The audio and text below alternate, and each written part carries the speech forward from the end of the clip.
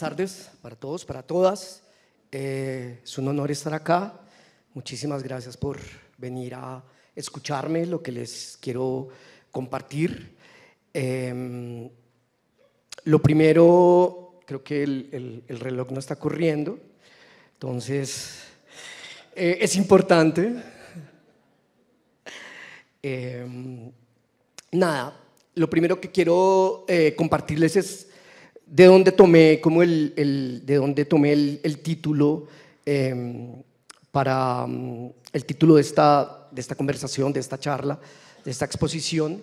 Lo vi en una imagen que estaba circulando en internet justamente como durante los días que tuvimos todas estas manifestaciones y todas estas marchas, y me llamó mucho la atención, ¿no? Que el graffiti realmente decía contra toda autoridad menos contra mi mamá, excepto mi mamá realmente. Y me llamó mucho la atención porque claramente creo yo que finalmente la figura de la madre, del padre, de nuestros padres, pues definitivamente siempre son figuras de todos modos de autoridad, ¿no? Con lo cual ese graffiti, la invitación no era justamente como crear una excepción, sino también considerar como la figura materna, digamos en este caso, también una autoridad contra la cual finalmente, más que rebelarse o que atacarla o que ir en contra, era abrazar esa idea, ¿no? Acoger esa idea, abrazar esa idea. Y por otro lado, quise utilizarla para esta charla, para esta conversación, porque mi madre, que ya pasó de los 60 años,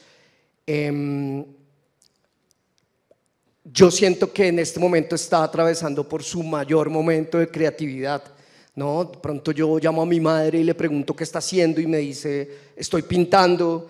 O llamo a mi madre y le digo qué está haciendo y me dice, estoy haciendo unos bordados realmente súper increíbles. Un día como, no sé, mamá, ¿qué almohada me recomienda comprar? No, yo se la hago. Y yo decía, wow, como que ¿qué hubiera sido de mi madre de no tener 4 hijos, ¿no? Y haberse dedicado, en vez de a sus 4 hijos, entre los que me encuentro yo, a la creatividad, ¿no? A seguir ese instinto creativo que finalmente habitaba en ella hasta el sol de hoy, cuando finalmente esa necesidad creativa ha decidido salir, ¿no? Ella de la forma más orgánica posible, porque nunca ha tomado un curso de pintura, nunca ha tomado un curso de costura, nunca ha tomado ningún tipo de curso, sencillamente fue como empezar a crear, empezar a hacer de una manera muy instintiva. Y eso, justamente cuando me pidieron que le pusiera un título a esta exposición, pues decidí colocarle este título. Hay algo bien importante, y es que finalmente también la creatividad no es un don, no es algo que ha sido designado para ciertos individuos. Finalmente la creatividad pues está en absolutamente todos. Yo de hecho lo veo en el día a día, incluso en mis gatos. Tenemos 3 gatos en casa, como la forma en que ellos también se reinventan, el juego, el cariño, la territorialidad, cuando van a marcar territorialidad. Entonces siempre he visto en ellos como una necesidad. Uno no consideraría que un gato es creativo hasta que lo pone en un estatus de creatividad, porque no siempre tienen los mismos juegos, no siempre tienen las mismas mañas, no siempre tienen de hecho los mismos patrones. A mi gata mayor le gusta el agua con un chorrito de agua fría, a los otros no puede estar el agua fría, y así innumerables cosas que los 3 tienen patrones muy diferentes. Entonces sí creo yo que tenemos una naturaleza creativa, Y en este punto para mí esa naturaleza creativa es finalmente también la forma de poder rebelarse, de poder ir en contra de un montón de cosas que se vienen haciendo de la misma manera. Y yo justamente de todo lo que he hecho a lo largo de mi vida, yo acabo de cumplir 51 años, de los cuales tengo 30 haciendo periodismo, haciendo guiones, haciendo televisión, haciendo cine, pero traje puntualmente 4 casos que quiero mostrarles. El primero justamente tiene que ver con lo que estaba hablando Julio, con lo que estaba hablando Dilson hace un momento, con Rock al Parque. En Rock al Parque uno se encuentra con un montón de conciertos, digamos, o puestas en escena que muchas veces son súper efectistas, ¿no? En este caso, digamos, acá tenemos a Silverio, y claramente todo el mundo va a hablar de esto, de tener un loco como Silverio, y eso pues de algún modo es, digamos, relativamente fácil, ¿no? Uno puede tener ese efectismo ahí. Para mí el reto de Rock al Parque, siendo desde sus inicios, no desde ahora, desde siempre, desde que Julio, Berta y Mario Duarte decidieron inventarse Rock al Parque, siempre ha sido una plataforma de resistencia y expresión libre, aún más difícil porque ha sido además desde el Estado mismo, que es el que siempre lo ha, digamos, patrocinado. Y para mí el gran reto de estar en Rock al Parque no era inventarme lo que ya estaba inventado, no era descubrir el agua tibia. O sea, para mí, yo cuando asumí la programación artística de Rock al Parque en 2014, mi mayor reto era cómo vuelvo a lo que siempre ha sido Rock al Parque, esas raíces, ese ADN, ese espíritu libre que de nuevo Julio, Berta, Mario Duarte le dieron desde la primera edición. ¿Cómo hacía yo para sumarle creativamente a eso, ¿no? Y de todo, digamos, las cosas que pude hacer en Rock al Parque como curador, de las más creativas, creo yo, fue proponer a la Orquesta Filarmónica de Bogotá, haciendo un show de cierre en la celebración de los 25 años, un homenaje al rock colombiano latinoamericano en el que participaron no solo 110 músicos de la Orquesta Filarmónica de Bogotá, sino también los cantantes de todas esas canciones de ese repertorio que tuvo, que se llevó a cabo esa noche. Y me parecía de algún modo ir en contra de lo que se había hecho siempre, porque aparte, claro, tener de todos modos una orquesta filarmónica ya de entrada era como un mensaje contra lo convencional, pero aparte yo confiaba en que la Orquesta Filarmónica ha sido un grupo de músicos que también tiene un ADN muy fuerte, una historia en Bogotá muy importante. Entonces yo sabía que eran muy pocos los que se iban a atrever a decir algo en contra de la Orquesta Filarmónica.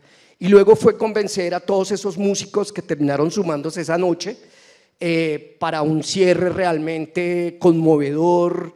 En ese momento incluso llevábamos 2 horas de retraso ese día, nunca nos había pasado. Y fue como realmente la gente esperó, la gente ni siquiera chifló, la gente estuvo ahí esperando el show, y fue algo realmente muy bonito de hacer, y que salió muy bien. Aquí tenemos, bueno, a los músicos de la orquesta con los músicos invitados de todas las agrupaciones. Fue realmente algo inolvidable. Y luego otro caso finalmente tiene que ver con El Profesor Superó, que no sé si todos lo conocen, es una serie animada cuyo protagonista justamente es un hombre que es profesor, pero que se transforma en un superhéroe o en un superhombre para corregir los desaguisados idiomáticos. Sus primeras temporadas fueron muy, digamos, desaguisados idiomáticos, ortográficos, y luego varió a desaguisados históricos o buen uso de los recursos naturales o de la energía. Y para mí, hacer el Profesor Superó, escribir El Profesor Superó, necesitó como de mi mayor creatividad, porque justamente lo que pedía cada capítulo no solo era corregir o proponer una corrección respecto a un error, sino que lo lindo realmente estaba en la creación del universo alrededor del profesor Superó, ¿no? Porque el profesor Superó trabaja en un restaurante, entonces para cada capítulo había que inventarse la carta, los platos, incluso siendo se supone, digamos que el universo del profesor Superó, pues en muchos casos pasa en la región Pacífico colombiana. Y también era importante ahí como no solo vincular digamos, la cultura más local, los platos típicos, sino también poder vincular eso con unos, llamémoslo, referentes globales, ¿no? Entonces, por ejemplo, no sé, muchas de las naves en las que se moviliza este superhéroe tienen una parte, digamos, como de tecnología, pero la otra parte es cocina, es decir, puede ser un plato de sancocho que vuela como un helicóptero, y para mí eso era lo más interesante. Incluso muchas veces al profesor Superó siempre lo acompaña, digamos, la cevichica, que en su vida diaria pues trabaja con él en el restaurante, y a mí, por ejemplo, siempre me llamaba la atención poder tenerla a ella con camisetas de personajes, ¿no? Lo que yo pongo aquí como el duende de la creatividad finalmente está en los detalles, ¿no? Los platos del restaurante, las naves, la forma en que se mide la distancia que hay entre los personajes, el lugar donde se originó el desaguisado, ¿no? Entonces, no sé, cuando el profesor le pregunta a ella, cevichica, ¿dónde ocurrió el desaguisado? Y ella decirle, no sé, 400 canciones de reggaetón de Maluma de aquí a no sé dónde, ¿no? Como esas cosas para mí eran incluso más importantes que el desaguisado como tal. El desaguisado como tal podía pasar por el uso de una H, ¿no? Entonces no era como el reto ahí no era tan grande como el reto en estas otras situaciones. A ver si aquí puedo el video, a ver, y acá. Este fue uno que hicimos, que escribí para Netflix, por ejemplo, y que hicimos para Netflix. Crispetas de cangrejo con chipichipi y gaseosas de chontaduro. Ahora sí, que comience la función.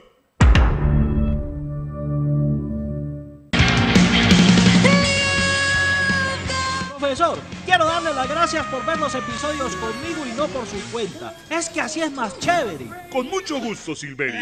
Profesor, urgente. 2 extraños personajes están discutiendo sobre la palabra maratón. Observe. No, yo de rumba no me voy, Dustin Ramiro. Y hasta el portal de Suba, ni loca. Eso es como viajar a otra dimensión. Además, estoy enganchada con la primera temporada de Dark y me voy a quedar a ver una maratón de la serie toda la noche. Ah, once Tatiana, tras de que te doy mi contraseña en Netflix, ahora me salís en pleno viernes con que no querés salir. ¡Qué belleza! Y además, aprende a hablar bien. No se dice una maratón, se dice un maratón de Dark. Oigan a este, ¿cuál un maratón? Es una maratón. Oigan a este. Esto es un trabajo para el profesor Superó. Y la cevichica. Coordenadas, Hamilton. Once Tatiana y Dustin Ramiro se encuentran a 400 muecas de Jim Carrey acá, oiga. A luchar por la justicia idiomática. Pleno viernes.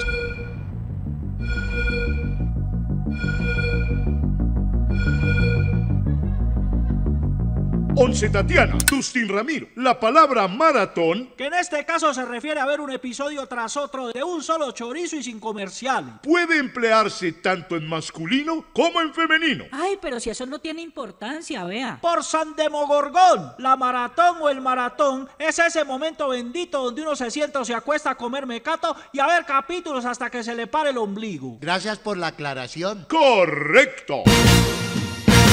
Cevichica, ¿cómo estamos? Aclaramos un asunto de suma importancia y como recompensa nos merecemos más episodios de The End of the F***ing World. Por Dios, Cevichica, modere su lenguaje. Pero es que así se llama, profesor. Está bien, hemos cumplido. Entonces, eso, finalmente a veces es importante como no poner el foco creativo donde, ¿no? donde se ha establecido, sino tratar de ver cómo se amplía ese universo. En el caso de Superó, pues claramente es una creación de dos personas muy talentosas, Martín de Francisco, Antonio Guerra. Yo solo, digamos, he trabajado con ellos como guionista.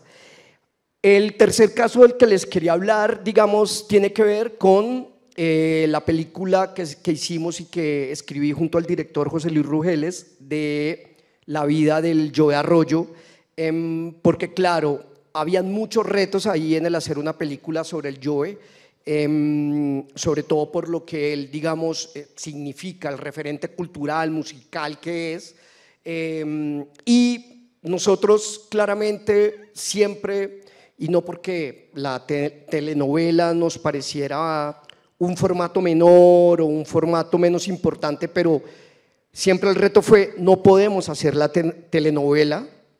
Quizás se nos fue un poco la mano y terminamos haciendo algo un poco más oscuro e intimista, pero esa era justamente como hacia donde queríamos llevar como la creatividad al momento de contar esta historia, ¿no? Queríamos realmente lo que yo cuento acá, una reflexión de cómo el cine puede ser un espacio para explorar temas de resistencia, desde la lucha de un hombre contra sus propios demonios, o la libertad de todo un pueblo por escoger a sus propios próceres.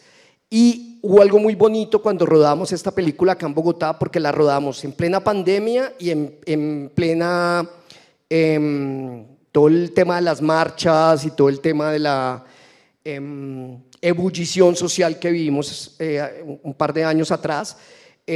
Todo de hecho lo hicimos, toda la película se… a ver, bueno, ahora uy, me volé, ya, es este. Ya, toda la película,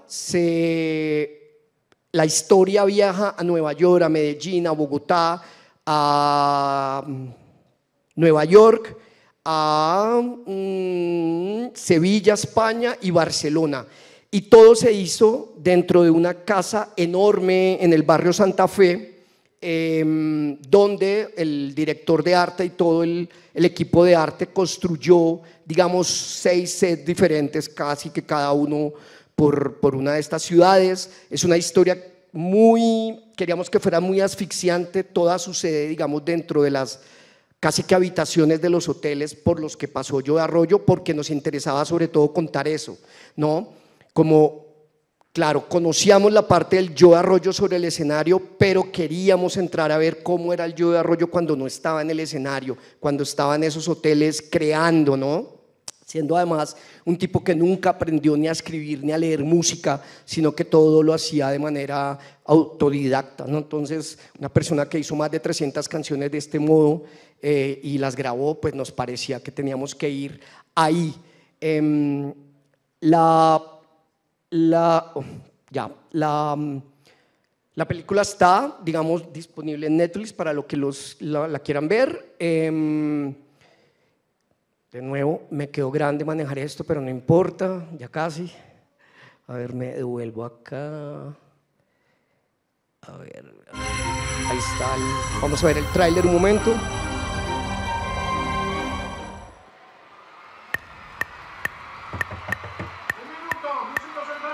Ya voy. Quiero contarle, mi hermano, un pedacito de la historia negra, de la historia nuestra, caballero Ilisi.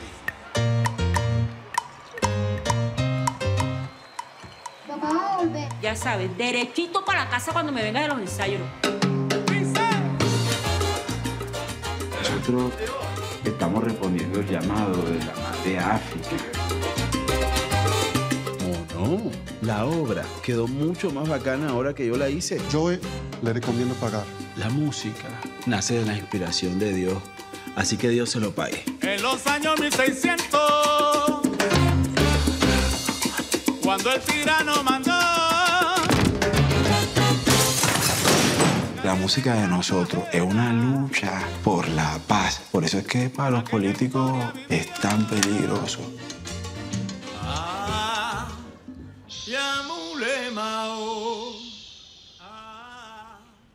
Me encanta. Todavía le falta. Pero ahora va a ver esa canción. No. Yo hago esa canción y me muero. Vamos a grabar otra. Deja que te cuente lo que vivió mi gente. Escucha bien atentamente. Deja que te cuente lo que vivió mi gente. Esa canción es lo que yo más quiero hacer. Me estoy muriendo. Tú no te vas a morir. Soñé que estaba a punto de cantar y no podía, imagínate. Tú nunca vas a dejar de cantar. Yo infinito.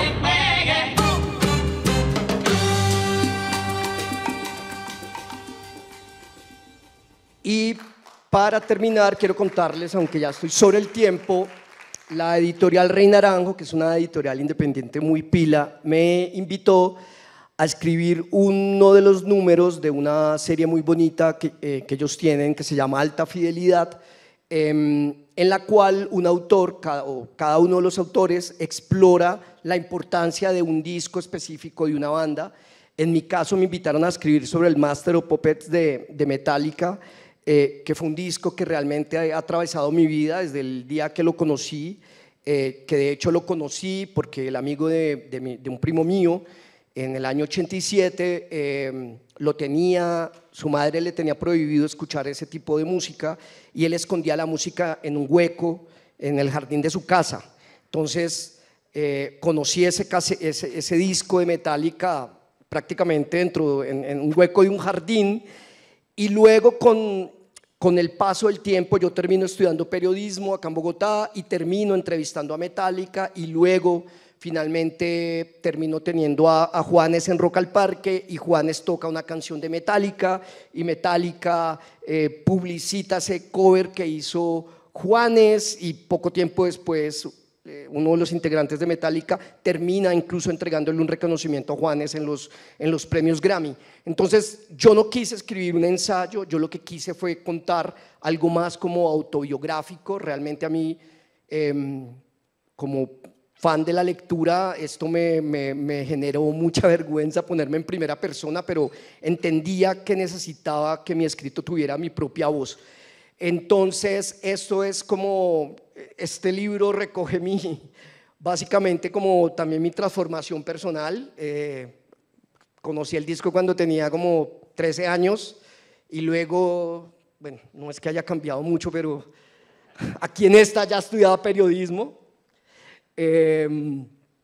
y claramente de algún modo yo quería mostrar además cómo había sido esa experiencia como de ser una persona amante del metal en una ciudad pequeña, ¿no? O sea, yo luego, por cosas de mi familia, vivimos 10 años en Neiva, que fue donde realmente me tocó como esta etapa de ese disco, y luego yo ya me vine a estudiar periodismo a Bogotá y ahí digamos que la cosa cambió enormemente, pero ese tema de cómo finalmente también cuando uno siente como un llamado a la creatividad e incluso vive en una ciudad pequeñita, cómo finalmente también escaparse como de eso que yo llamo como la maqueta, ¿no? Como estar encerrado ahí uno en una maqueta.